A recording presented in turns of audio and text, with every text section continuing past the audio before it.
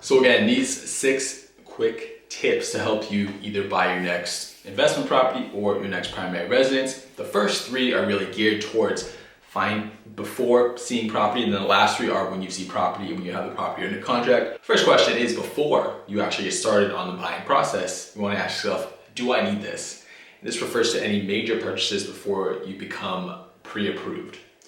A lender is going to look at all your recent payments and all your recent history, and they're going to almost wave a red flag if you made any big purchases before the time frame, just because your pre-approval is dependent on your debt to income, your credit, a multitude of factors.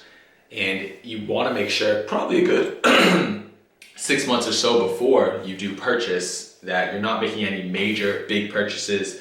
I would say anything over $1,000 or so. Any big purchase, you'd want to hold off till the end of the home buying process, because it would be a shame to see you get pre-approved for a set amount of money.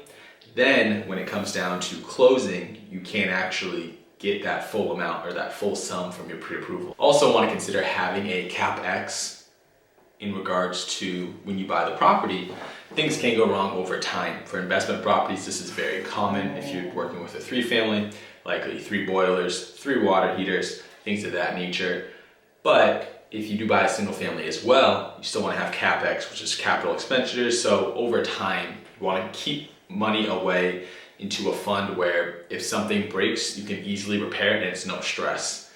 With the rental, you're going to have your own account for the property, but for a primary residence, you still want to do the same thing, and I'd recommend having one card. I have one card for the rental property, so I buy everything for the property that it needs, anything repairs, I pay every vendor through the property as well, so I just have a very easy track record of the property's expenses and the income coming in on the card as well.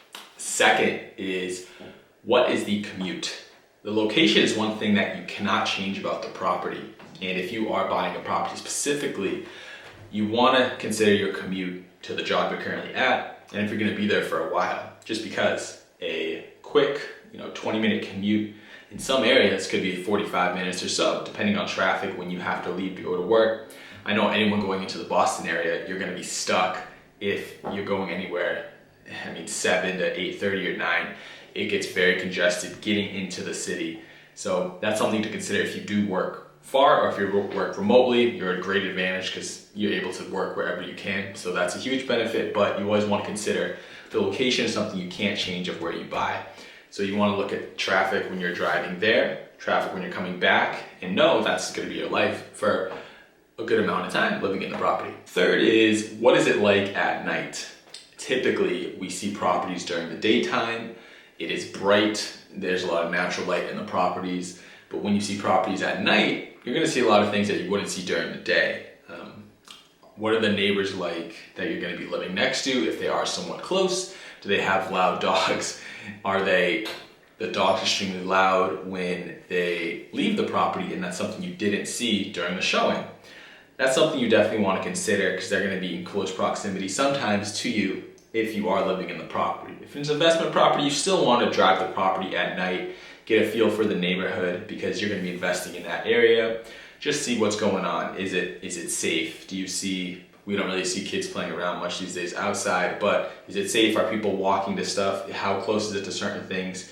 Things you want to consider when you are taking a look at property at night. You can see now the Nest systems are pretty common, the security systems, so those might be there if it is a certain type of property, but just in general, what is it like at night versus the day? Because things at night you may not see if you view the property during the day. Number 4 is, can I fix it? This is the mindset you want to go in. And by the way, you haven't even been looking at properties yet, so those first 3 tips are all pre-looking at properties. Now we're finally looking at properties, and can you fix it? You walk into a property, yes, you can fix flooring. Yes, you can fix paint. Yes, you can fix vanity. Yes, you can fix the shower. Yes, you can fix the kitchen cabinets. There's so many things you can fix in the property. Those things are all cosmetic things that could be fixed over time to whatever you like, but it is a benefit as well, because if you are investing in the property, you can easily increase the value of the property. Not easily, but you can make it very modern by choosing paint colors such as gray or neutrals. If they're white walls, things of that nature. You can do luxury vinyl plank flooring. You can do things that are not super expensive in order to get the best result for your dollar. when you're looking to increase the rents on the property. These small details can be changed over time, and that's the great benefit of buying something that needs just a little bit of sweat equity or a little bit of work. Cosmetic stuff is never an issue. You don't really want to buy a property that's fully move-in ready because it's likely not done to your taste, and it's likely it could be something you're not really comfortable with if they installed certain fixtures and you didn't realize how expensive, a chandelier was, or you didn't like how they did a very expensive job in the bathroom. They spent way too much money on the shower enclosure. They spent way too much money on the plumbing parts. There's a lot of mistakes that can go wrong if you're buying something that's already fully renovated.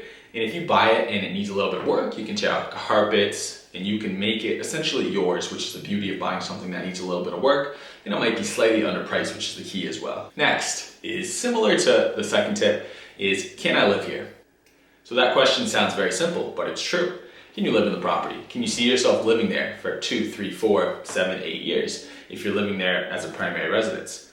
As an investor, you still would want to ask, can I live here? Would I feel comfortable living here? Because that might give you an indicator on the tenant class that you may be receiving when you are thinking of the properties. You want to still make sure they're in very good shape, but there's things you can change in them that you can't change, things such as the floor plan, which will cost way too much money when you start knocking down walls, things of that nature. If the floor plan is okay and you're okay with the commute and the property's safe and you like the school districts and the interior, you can fix a few things in the interior, they're cosmetic things, that is likely a pretty good fit for you as a property. It might not be perfect, but perfect unfortunately doesn't fully exist in your mind because you almost kind of create what you're thinking if you've watched too much stuff and you have something in your mind. But when something has the right essentials, which is the location, which is the number of bedrooms, if it has a master, if you're looking for that, if you find that, that's most likely going to be the best property for your needs long term. You can fix the cosmetics over time. And number 6 is, do I need an inspection? And my answer 99 times out of 100 is yes. The reason you want to do that is because you may think, I got to spend that money in order to get the inspector and I can have all my inspections. But at the end of the day, if you plan on buying the property, that is going to serve as your blueprint to the property.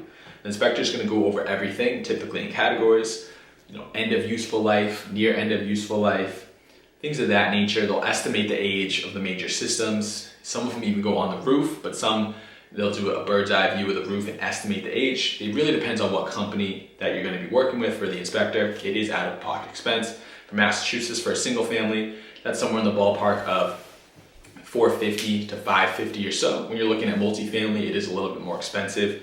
I've seen 3 families go as high as $950 for an inspection. But at the end of the day, there's a lot more systems involved than a one unit or one dwelling. So the inspection is well worth it because you can see potential problems before moving forward on the property as well. It gives you an inside look of everything to know to be true from the inspector's point of view, an objective point of view based on the property. So I'd highly recommend doing as many inspections as you want. You're going to take the information. It's going to be rather extensive, anywhere from 30, 50, 55 pages, depending on the age of the building. You can look through it and you can see exactly the current status of everything in the property. Most of the time is spent actually in the basement where all the systems are in the property. Very minimal time spent in the bedrooms, things of that nature. They're going to take a look at the plumbing and the kitchen and the bathroom. That's also important, but the basement is where the bulk of the majority of the time is spent in the inspection, just because that holds the house together. Is the foundation solid? That is absolutely major. You don't want any bowing walls or walls that kind of come in, things like that. The basement should be very dry. You don't want any water coming into the property as well. Those are some quick things to look out for, but in general, the inspection it's something you absolutely want. Hopefully you found it helpful. Drop a like, drop a comment. See you in the next vid.